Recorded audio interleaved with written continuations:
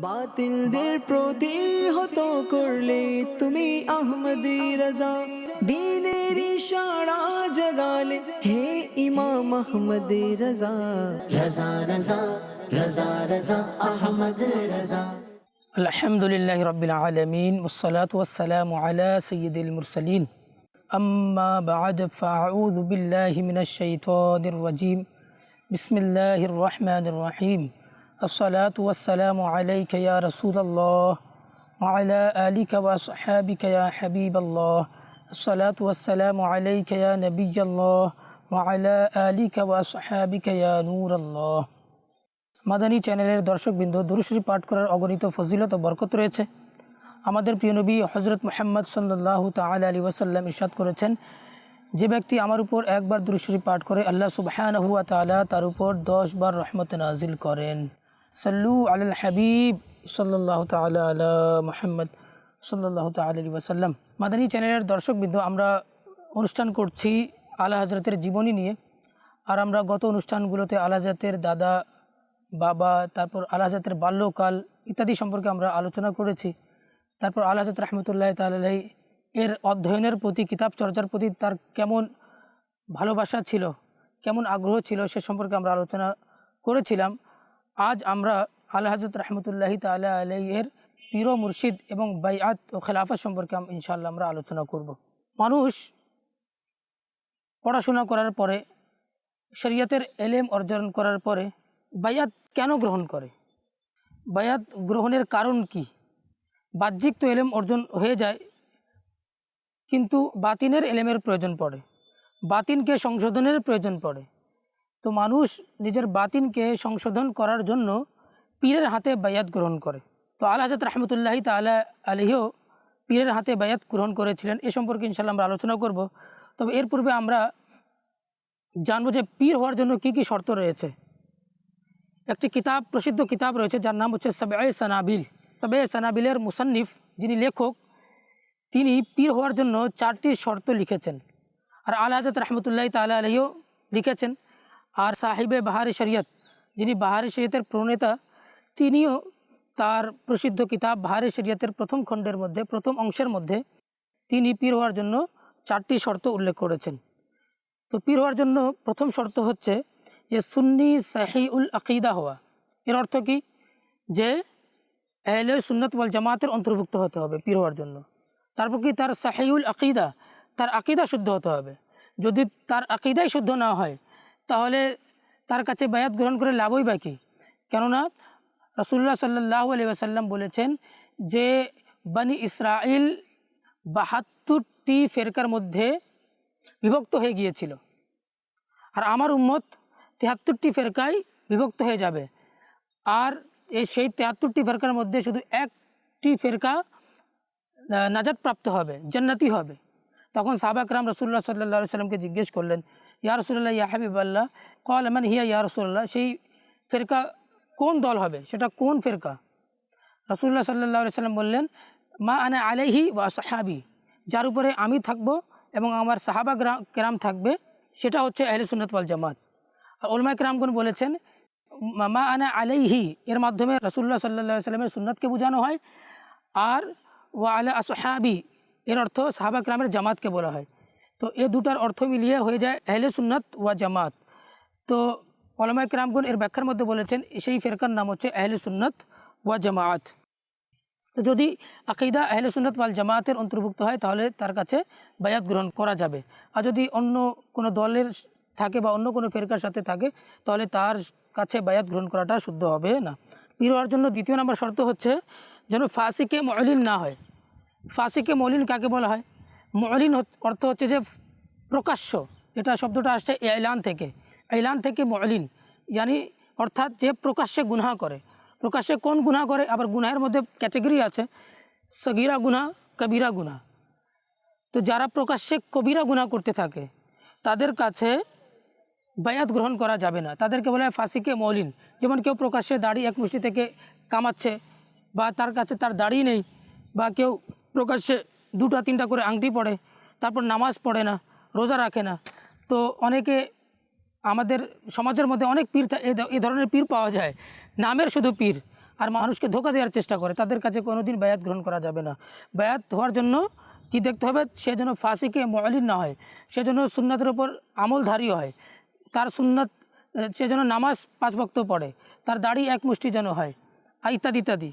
আর 3 নম্বর শর্ত হচ্ছে যে ওই ব্যক্তির কাছে এত এলেম যেন থাকে, সে তার প্রয়োজনীয় যেগুলো মশালার সম্মুখীন হয় প্রতিনিয়ত, প্রতিদিন দৈনন্দিন জীবনে যেগুলো মশালার সাথে সাথে সে সম্মুখীন হয়, সেগুলো সম্পর্কে সে নিজে কিতাব মুতালা করে বের করা যেন তার কাছে যোগ্যতা থাকে। যেমন নামাজ সম্পর্কে মশলা যেন বের করতে পারে, এটা প্রতিদিন প্রয়োজন পড়ে। তারপর তাহারাত সম্পর্কে, পবিত্রতা সম্পর্কে যেন মশলা বের করতে পারে। জাকাত তার উপর যদি ফরজ হয়ে থাকে তাহলে জাকাত সম্পর্কে তার জ্ঞান থাকতে হবে। হজে যাচ্ছে, হজ সম্পর্কে তার যেন জ্ঞান থাকে, ইত্যাদি ইত্যাদি। জুম্মার নামাজ আদায় যদি সে করে, যে জুম্মার নামাজ সম্পর্কে তার যেন জ্ঞান থাকে। তো তার প্রয়োজনীয় জ্ঞান দৈনন্দিন জীবনে সেটার সাথে সে ফেস করে, তার যেন এলেমটা তার কাছে থাকে। 4 নম্বর হচ্ছে তার সিলসিলা মুহাম্মদ সাল্লাল্লাহু আলাইহি সাল্লামের সাথে যেন মুত্তাসিল হয়। সে যার কাছে বায়াত গ্রহণ করেছে, আবার তার পীর হয়ে করতে রাসূলুল্লাহ সাল্লাল্লাহু আলাইহি সাল্লাম পর্যন্ত যেন মুত্তাসিল থাকে। মাঝখানে যদি এমন পীর চলে আসে যার আকীদা শুদ্ধ ছিল না, তাহলে তার এই সিলসিলা মুনকাতে হয়ে যাবে, তার কাছেও বায়াত গ্রহণ করা যাবে না। আল্লাহ তাআলা যেন আমাদেরকে বোঝার তৌফিক দান করুক। আলা হযরত রাহমাতুল্লাহি তাআলা আলাইহি ফাতাওয়া রাজাবিয়া শরীফের 21তম খণ্ডের একটি রিসালা লিখেছেন, 21তম খণ্ডে, যার নাম হচ্ছে মাকালুল ওরাফা। মাকালুল ওরাফার মধ্যে এই পীর ও বায়াত সম্পর্কে আলা হযরত চমৎকার একটি রিসালা লিখেছেন। এই রিসালার মধ্যে আলা হযরত রাহমাতুল্লাহি তাআলা আলাইহি পীর হওয়ার জন্য কী কী শর্ত রয়েছে, এগুলো আলা হযরত রাহমাতুল্লাহি তাআলা উল্লেখ করেছেন। মাদানী চ্যানেলের দর্শকবৃন্দ, একটা হচ্ছে তরিকাত আর একটা হচ্ছে শরিয়াত। তো শরিয়াত হচ্ছে সমুদ্র, আর তরিকাত হচ্ছে কি নদী। অনেকে আমাদের সমাজে দেখা যায় বলে কি, আমরা তো তরিকতপন্থী, আমাদের শরীয়তের প্রয়োজন হয় না, আমাদের নামাজ পড়তে হয় না, আমাদের রোজা রাখতে হয় না, আমাদের জাকাত দিতে হয় না। এরা হচ্ছে প্রতারক, এরা হচ্ছে ধোঁকাবাজ, এরা মানুষকে ধোঁকা দেয়। শরীয়তকে বাদ দিয়ে তরিকতকে কল্পনাই করা যাবে না। যারা এই ধরনের কথা বলে যে আমরা তরিকতপন্থী, আমাদের নামাজের প্রয়োজন হয় না, এই কথাটা বলা কুফরি। সে যখন এই ধরনের কথা বলবে, সে ইসলাম থেকে বের হয়ে যাবে, সে ইসলামচ্যুত হয়ে যাবে। এ সমস্ত ব্যক্তিদের বিষয়ে জুনায়েদ বাগদাদি রাহমাতুল্লাহি তাআলা আলাইহি বলেছেন। জুনায়েদ বাগদাদির কাছে কেউ বললো যে, অনেকে হুজুর বলে যে আমরা তো তরিকতপন্থী, আমরা তো পৌঁছে গেছি, আমরা অনেক দূর পর্যন্ত পৌঁছে গেছি। জুনায়েদ বাগদাদি রাহমাতুল্লাহি তাআলা আলাইহি বলেছেন, হ্যাঁ তারা ঠিক বলেছে, তারা অবশ্যই পৌঁছে গেছে। কোথায় পৌঁছে গেছে? তারা দৌজক পর্যন্ত পৌঁছে গেছে, জাহান্নাম পর্যন্ত পৌঁছে গেছে, তারা আল্লাহ পর্যন্ত পৌঁছতে পারে নাই। আল্লাহ পর্যন্ত পৌঁছার জন্য শরীয়তের উপর আমল করতে হবে। আমাদের প্রিয় নবী সাল্লাল্লাহু আলাইহি সাল্লাম, যিনি শরীয়ত নিয়ে এসেছেন, তিনি 5 ওয়াক্ত নামাজ আদায় করতেন, বরঞ্চ তার উপর 6 ওয়াক্তের নামাজ ফরজ ছিল। তিনি শরীয়তের উপর আমল করতেন, তিনি রোজা রাখতেন, তার জন্য শরীয়ত মওকুফ হয় নাই। তো যারা উম্মতি, তার জন্য শরীয়ত কীভাবে মওকুফ হতে পারে? যারা এই ধরনের কথাবার্তা বলে তারা হচ্ছে প্রতারক, তারা হচ্ছে ধোঁকাবাজ, তাদের থেকে বেঁচে থাকতে হবে। তো যাদের মাঝে এই 4টি শর্ত পাওয়া যাবে পীরের, তাদের কাছে বায়াত গ্রহণ করতে হবে। আলা হযরত রাহমাতুল্লাহি তাআলা আলাইহি 14 বছর বয়সে সমস্ত এলেম অর্জন করে ফেলেছিলেন। তৎকালীন যুগে যে দারসে নিজামির বইগুলো পড়ানো হতো, সব বই পড়ে নিয়েছিলেন। আর আলা হযরত রাহমাতুল্লাহি তাআলা আলাইহি যুগশ্রেষ্ঠ আলেম হয়ে গিয়েছিলেন। আর আলা হযরত রাহমাতুল্লাহি তাআলা আলাইহি কত বছর বয়সে বায়াত গ্রহণ করেছেন? 22 বছর বয়সে তিনি বায়াত গ্রহণ করেছিলেন। কার কাছে? শাহ আলী রাসুল মারা হারবি রহমতুল্লাহি তাআলা আলাইহির কাছে।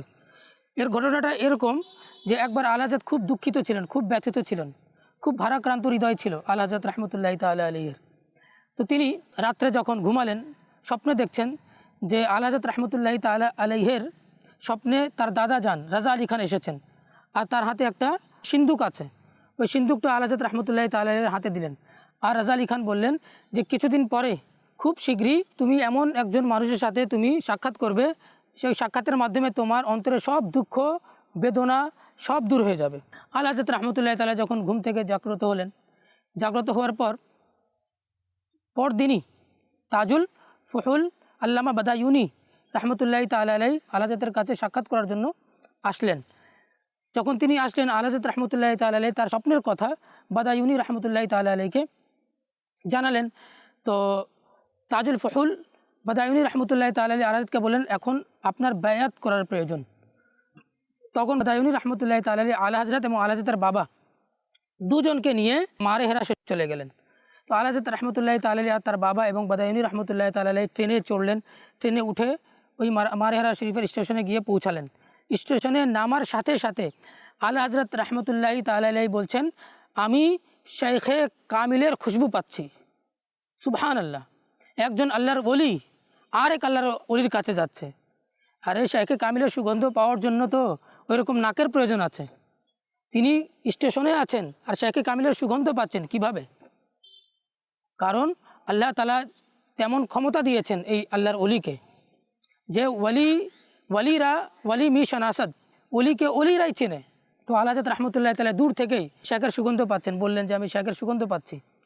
তো তারা সবাই আদব সহকারে ওই শাহ আলী রাসুল মারা হারবি রহমতুল্লাহ তাআলা আলাইহির দরবারে পৌঁছালেন।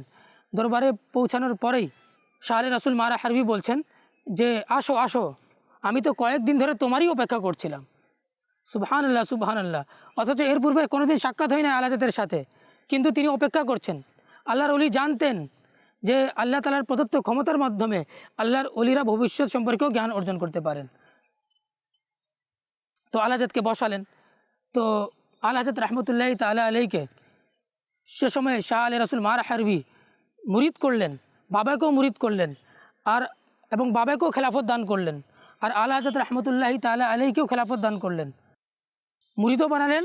আর খেলাফত কি 4 সিলসিলা যেটা ছিল, কাদরিয়া, নকশবন্দিয়া, সোহরাওয়ার্দিয়া, চিশতিয়া, সমস্ত সিলসিলার খেলাফত দিয়ে দিলেন। এবং সাথে অনেক কিছু তোহফা ছিল। মারহারা শরীফের একটা প্রথা হচ্ছে যে তোহফা দেওয়া হয়, সেখানে উপঢৌকন আলা হযরতকে দেওয়া হলো। আবার তিনি একটা বক্স দিলেন, ওয়াজিফার একটা বক্স ছিল। শাহ আলী রাসুল মারা হারবি রহমতুল্লাহ তাআলা আলাইহির কাছে তিনি আলা হযরত রহমতুল্লাহ তাআলা আলাইহিকে সে বক্সও প্রদান করলেন।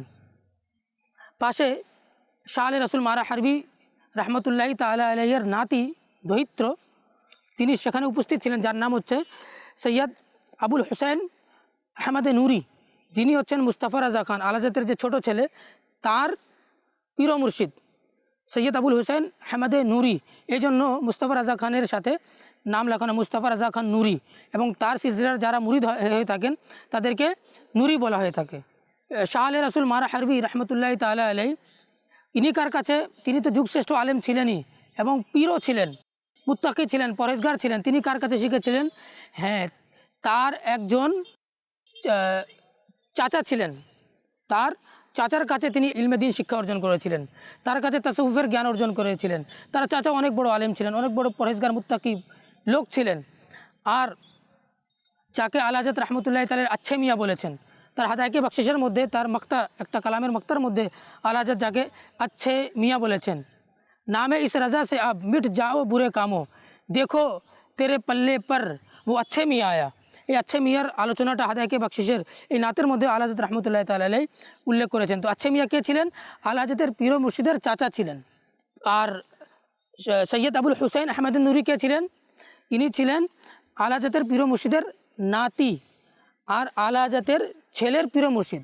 তো তিনি কি বলছেন যে দাদা যান, আমাদের এখানকার দরবারের একটা রীতি হচ্ছে, প্রথা হচ্ছে, আপনি যখন আপনার কাছে কেউ মুরিদ হওয়ার জন্য আসে তখন আপনি তাকে মুশাহিদা করান, তাকে ইবাদত করান, তাকে চিল্লা কাটার জন্য বলেন, তাকে চিল্লার মধ্যে যাওয়ার জন্য বলেন, ইবাদত করান, রিয়াজত করান। তারপর আপনি দেখেন যে তার মাঝে যোগ্যতা আছে কিনা, তারপর মুরিদ করেন, তারপর বাইয়াত করেন। কিন্তু এই 22 বছরের একজন ছেলে এসেছে যাকে আপনি ইবাদতও করতে বলেন নাই, কিছু করতে বলেন নাই, আর তাকে সমস্ত সিলসিলার খেলাফত দিয়ে দিলেন, এতগুলো উপঢৌকন দিয়ে দিলেন, কেন? এর কারণ কি? তখন শাহ আলী রাসুল মারা হারবি বললেন, আমি এই যুবকের অন্তর দেখেছি, এই যুবকের অন্তরটা একেবারে পরিষ্কার পরিচ্ছন্ন। যারা আমার কাছে আগে আসতো আমি তাদেরকে কি করতাম, তারা প্রস্তুত থাকতো না, তাদেরকে আমি তৈরি করতাম, তাদেরকে ইবাদত করতে বলতাম, তাদেরকে চিল্লার মধ্যে যেতে বলতাম। কিন্তু আজকে যে ছেলেটা এসেছে, আজকে যে যুবক এসেছে, সে আগে থেকে সমস্ত প্রস্তুত, সব কিছু তার মাঝে আছে। এজন্য আমি তাকে সব কিছু, আজকে খেলাফত, বাইয়াত, সব কিছু, উপঢৌকন সব কিছু দিয়ে দিয়েছি। আর শোনো, আমি সব সময় চিন্তা করতাম যে কিয়ামতের দিন, হাসরের মাঠে যেদিন এত কঠিন দিন হবে, যেদিন সবাই নফসি নফসি বলতে থাকবে, সেদিন যখন আল্লাহ তাআলা আমাকে জিজ্ঞেস করবে, হে আলে রাসূল, তুমি আমার জন্য কি নিয়ে এসেছো, আমি কি জবাব দিব? আমি সব সময় চিন্তা করতাম যে আল্লাহর তাআলার দরবারে আমি কি জবাব দিব। কিন্তু আহমদ রাজাকে বাইয়াত করার পর আমার একেবারে টেনশন দূর হয়ে গেছে, আমার চিন্তা একেবারে দূর হয়ে গেছে। কিয়ামতের দিন যখন আল্লাহ তাআলা আমাকে জিজ্ঞেস করবে, হে আলী রাসূল তুমি কি নিয়ে এসেছো? আমি বলবো আমি আপনার জন্য এই আহমদ রাজাকে নিয়ে এসেছি। সুবহানাল্লাহ, সুবহানাল্লাহ। দেখুন তো আমরা ওসিলা কাকে বানাই? আমরা আমাদের পীর ও মুর্শিদকে আমরা ওসিলা বানাই। আর সেখানে আলাজাতের ক্ষেত্রে দেখেন তার পীর নিজের মুরিদকে ওসিলা বানাচ্ছেন। তো দেখতে হবে না যে পীর কেমন? পীরও সেরকম কামেল এবং মুরিদও সেরকম কামেল। সুবহানাল্লাহ, সুবহানাল্লাহ। আলাজাত রহমতুল্লাহি তাআলা আলাইহি, জানেন মাদানী চ্যানেলের দর্শকবৃন্দ, যখন আলাজাত রহমতুল্লাহি তাআলা আলাইহি তার পীর ও মুর্শিদের দরবারে যেতেন, সেই এলাকায় যেতেন, মারেরা শরীফ যেতেন, তখন জুতো খুলে ফেলতেন, পায়ে জুতো পরিধান করতেন না, সাথে রেখে নিতেন আর খালি পায়ে হাঁটতেন। সুবহানাল্লাহ, এমন আদব করতেন। আর যখন পীরের দরবার থেকে আলাজাত রহমতুল্লাহি তাআলা আলাইহি পীরের বাড়ি থেকে কোনো সদস্য আসতো, কেউ আসতো, তখন আলাজাত রহমতুল্লাহি তাআলা আলাইহি স্বয়ং নিজে গিয়ে স্টেশনে যেতেন এবং তাদেরকে রিসিভ করে বাড়িতে নিয়ে আসতেন আর তাদের জন্য খাবারের আয়োজন করতেন। এমনকি এত বড় আলেম আলাজাত 14 শতাব্দীর মুজাদ্দিদ হওয়ার পরেও তিনি সবার জন্য খানা নিয়ে আসতেন, এমনকি দস্তরখানাও নিজের হাতে বিছিয়ে দিতেন আর তাদের জন্য খাবারের ব্যবস্থা করতেন। সুবহানাল্লাহ, সুবহানাল্লাহ। কেমন আদব! পীরের প্রতি আদব তো আছেই আছে, তারপর পীরের যারা ঘরানা, পীরের যারা সদস্যবর্গ, তাদের প্রতি তার আলাজাতের কেমন আদব ছিল। মাদানী চ্যানেলের দর্শকবৃন্দ, আর আলাজাতের পীর ও মুর্শিদের যে দহিত্র ছিলেন, যার নাম সৈয়দ আবুল হুসাইন আহমেদ নুরি, ইনার সম্পর্কেও আলাজাত তার হাদাকে বখশিশের নাতের মধ্যে লিখেছেন যে এ রাজা ये अहमद नूरी का फैज़ नूर है हो गई मेरी गज़ल बढ़कर कसीदा নূর কা। যখন আলাজাত রহমতুল্লাহ তাআলা আলাইহি এই কাসিদা লিখেছিলেন, তখন বড় বড় আলেমরা এসেছিলেন আর সে যুগের একজন নাতকা ছিল যার নাম ছিল আব্দুল কাদির, সেই আলাজাতের নাতগুলো পড়তেন। বড় বড় আলেমরা বসে আছে স্টেজে আর সেখানে আহমেদে নুরিও বসেছিলেন আর এক একটা শের পড়া ছিল। সকাল 10টায় এই নাতের প্রোগ্রাম করা হলো আর প্রায় জোহর পর্যন্ত পড়া হলো।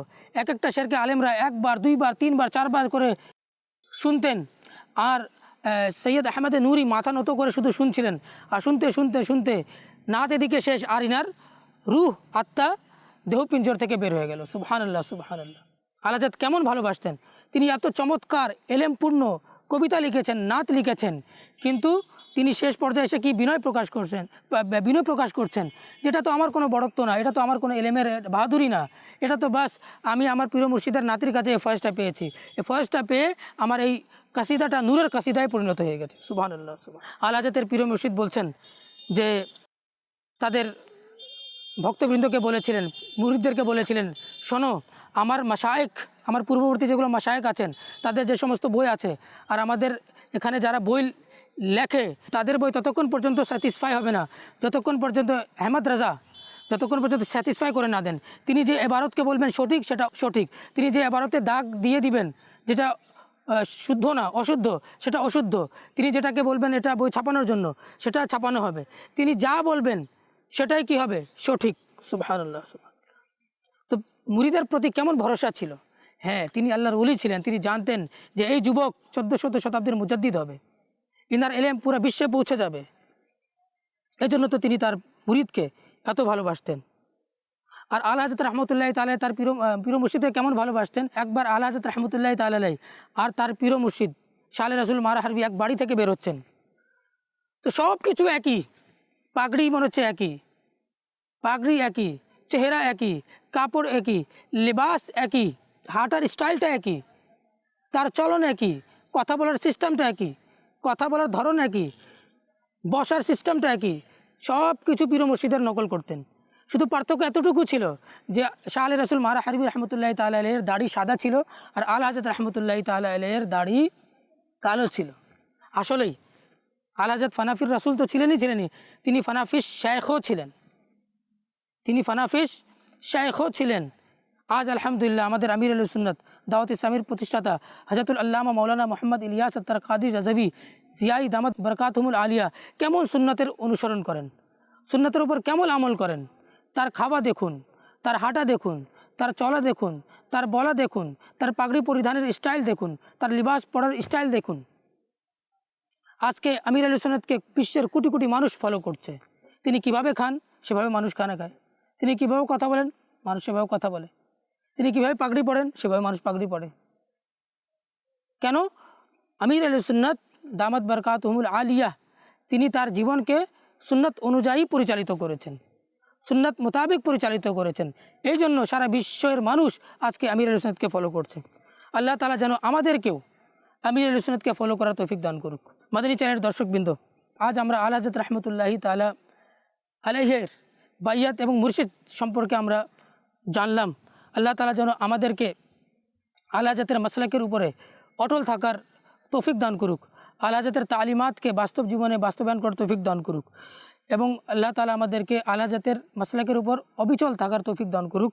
আমিন বিজাহিন নবীল আমিন সাল্লাল্লাহু তাআলা আলাইহি ওয়াসাল্লাম। সাল্লু আলাল হাবিব সাল্লাল্লাহু তাআলা আলা মুহাম্মদ সাল্লাল্লাহু তাআলা আলাইহি ওয়াসাল্লাম।